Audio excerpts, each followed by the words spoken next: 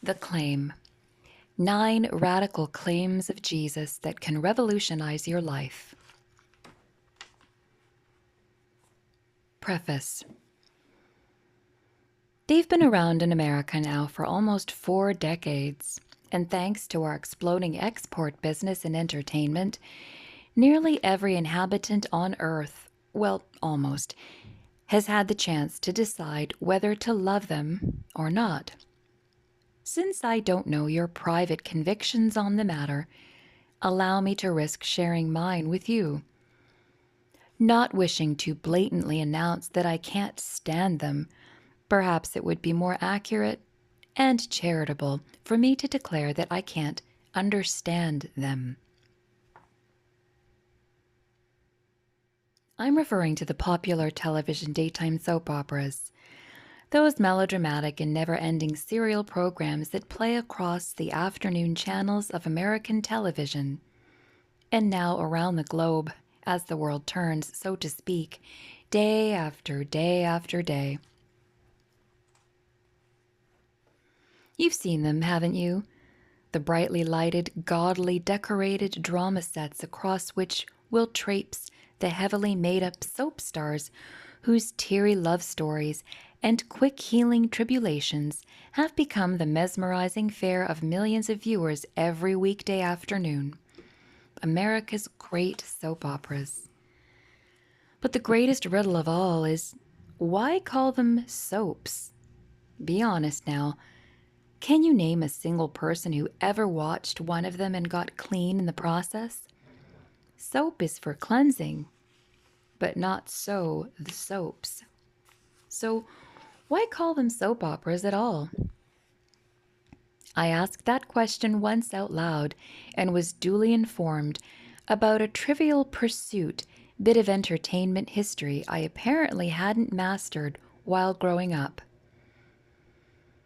The original daytime soap operas were sponsored by American soap manufacturers. As a result, the TV programs earned the nickname soap operas, a 2-bit epithet that has struck through the decades of their popular reign, though I have yet to find anyone who's gotten clean watching them. Fortunately for me, though, you don't have to watch them to know what's been happening on them. The local newspaper where I live here in southwestern Michigan carries a Saturday morning week in review for the 10 most popular daytime soaps. And in a few choppy sentences, you can get more than an adequate feel for the upended world the soaps represent. Take, for example, this review of a single week on the well-known and widely watched soap, All My Children. Julia apologized for coming on too strong with Charlie, who was surprised to learn that Maria is her sister. Julia complained to Charlie that Maria interferes in her life. Dimitri warned Kendall that Erica wouldn't be happy if she learns the girl is looking for Richard. Phew, how's a soul supposed to keep track of all these children? Charlie refused when Dimitri wanted to hire him to find Richard, but Haley agreed to take the case. Erica was furious when she returned home and found the memorabilia that Kendall had collected on her father, Richard Fields. Haley lied to Erica that she isn't helping Kendall look for Richard. Dixie and Tad jumped into bed together after admitting they're still in love. By the way, did you know that 94% of the sexual relationships on these soaps take place outside of marriage? Dixie said she doesn't expect Tad to leave Brooke and Jamie to be with her. From the South Bend Tribune, the 25th of September, 1993. It appears that whoever the "my" is in All My Children has just been bequeathed more than a heart full of headaches from all these love-crossed children, And all this in only a single week of programming. Clearly, it's going to take more than soap operas to wash them clean. But then soap can't wash them clean, can it?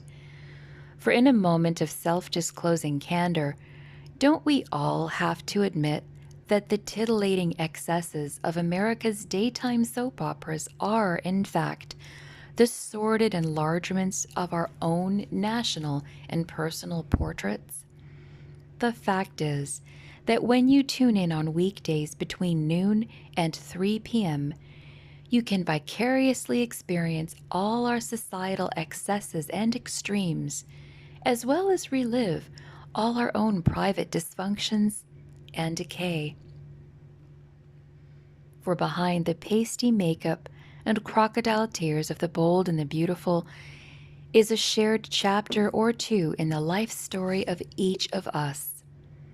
And while the world may think we're having the days of our lives, we still can't mute the persistent whispers of a gnawing conscience, can we? For it's not only the young and the restless who are restlessly and oftentimes hopelessly caught in the moral webs of their own spinning. But forget about the soaps. Faced with the quiet desperation of our own real-life dramas, how shall we answer the groping question that haunts us in the twilight shadows of the 20th century? How can we ever be set free? How will we ever be washed clean? What follows in this short volume is the answer that lies embedded in the heart of a revolution whose time has come for America, and for you, and for me. The Jesus Revolution, because the last hope left for America, for the America of these soaps, is the Jesus of this revolution. The revolutionary Jesus of Nazareth, whose 2,000-year-old teachings are the only hope left for our dizzying life in the fast track of the 90s. And why not Jesus? We've tried everything else. Just look at the soaps, and nothing's worked till now. So why not the Jesus Revolution? But this little book isn't a collection of all his teachings. Instead, it's a concise contemporary examination of 9 of the most radical claims he ever made. For within these 9 radical claims is found the very secret to the moral freedom and inner cleansing we've secretly been searching for all along. All 9 radical claims are found in the short and colorful Gospel of John, a story so compellingly simple that a child can understand it, yet so deeply profound that philosophers and sages have yet to fully comprehend it. And so, to the Jesus of John we must turn, for therein lies what humankind ultimately seeks, a forever kind of freedom with a deep and lasting cleansing. Freedom for our shackled lives, cleansing for our sullied hearts. And accomplishing that, you must admit, would be nothing short of a revolution. But then that's Jesus for you, the one revolution in life that's really for you. Dwight K. Nelson, Berrien Springs, Michigan, Easter, 1994.